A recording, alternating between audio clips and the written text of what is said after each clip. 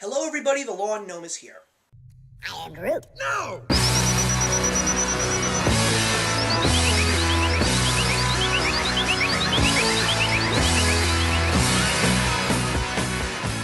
So now we officially kick off the blockbuster summer season of 2017 with probably the more appropriate film, and that of course is the newest chapter in the Marvel Cinematic Universe, Guardians of the Galaxy Volume 2, starring the reoccurring cast of Chris Pratt, Zoe Saldana, Dave Bautista, Vin Diesel, and Bradley Cooper. So this movie was not on my top 10 anticipated films of my entire 30 for 2017, and it's just because of the fact that I wasn't expecting this movie to be the greatest of the year, but I was anticipating this movie to be tons of fun in the great vein that is its predecessor. And that is exactly what I got in this film. I will say, however, that it is not as strong as the first one, and that's only because of the fact that when Guardians of the Galaxy came out, this was a comic book superhero team that the general public really didn't know. Only true comic book readers would have known of Guardians of the Galaxy because they've been around for many, many years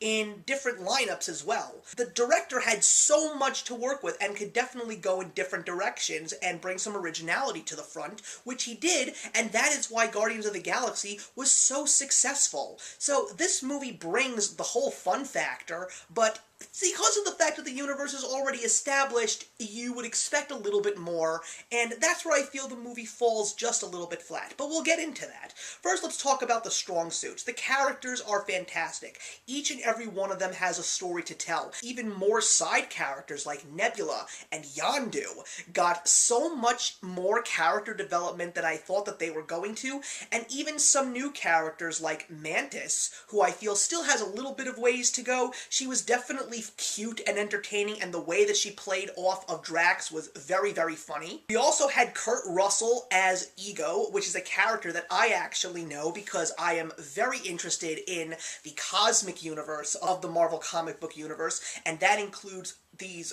vastly superior cosmic characters like Ego and Galactus and Thanos. So these are like really, really powerful guys and gals, and I'm really curious to see how the Marvel Cinematic Universe will actually bring these characters into this. Like, are they actually going to have human sides? Are they just going to be a far distance from what it means to have a human or emotional side? And I think we got some very interesting takes on that with the character of Ego, not to mention Kurt Russell being Ego, and I think that he did do a really good job because he was definitely entertaining. And we also had Sylvester Stallone as the head of the Ravagers, which we didn't get much of, but I'm really wondering if that means we're going to have some more in a future Guardians of the Galaxy film.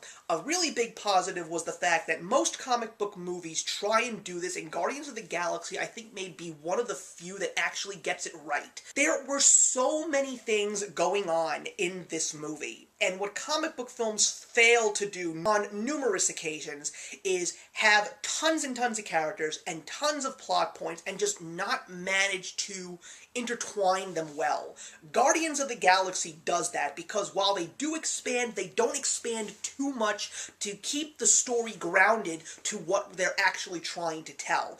Unlike movies like Spider-Man 3, we actually got a very well put together movie, regardless of how many plot points and storylines and character stories we actually received in this movie. I also feel that this movie is immensely entertaining. It is so funny.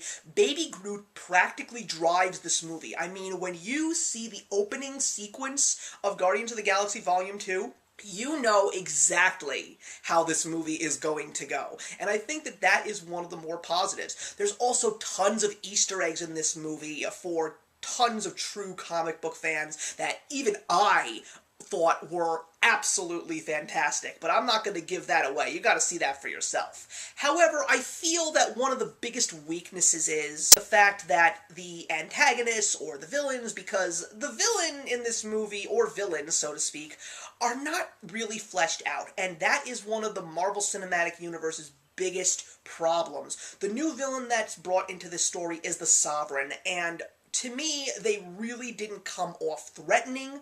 I feel that this looked like a truly powerful group of cosmic beings or aliens or whatever they're supposed to be, but they were just like a bunch of millennial teenage snowflakes, and it really annoyed me. I'm like, are you kidding me? This is supposed to be your powerful, omnipotent new villain?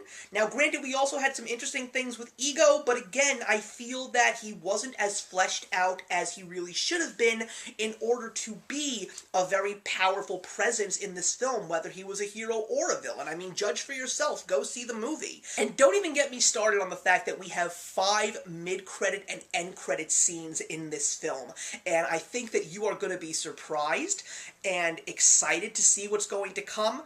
And also, one of the other things that sort of upsets me is the fact that, especially in the credit scenes, there are so many things that actually happen that you're sort of feeling that you're not going to see these develop in the Avengers movie that's coming, and we're just going to have to wait for Guardians of the Galaxy Volume 3 for everything to develop. And I'm not too thrilled about that, because at this point in time, the rest of the Marvel Cinematic Universe from Earth against the cosmic Marvel Cinematic Universe is still very much distant from another, and if these two groups of characters are supposed to collide in Avengers Infinity War, which is coming out next year, I'm still trying to figure out how that gap is going to be closed. Maybe Thor Ragnarok will give us a little bit more insight onto that in November, but for now, this is basically what we have. We have a fun, entertaining, proud sequel to Guardians of the Galaxy in Volume 2, and I really am excited for Volume 3. This is definitely a movie that I'm going to see again, because I love the Marvel movies. Even though they are flawed, they are just fun and entertaining, and that is truly the main reason why we go to the movies. I am definitely going to get this movie on DVD as well, because I have all the Marvel Cinematic Universe films, good, bad, or indifferent, and this is going to be a very proud addition to my collection.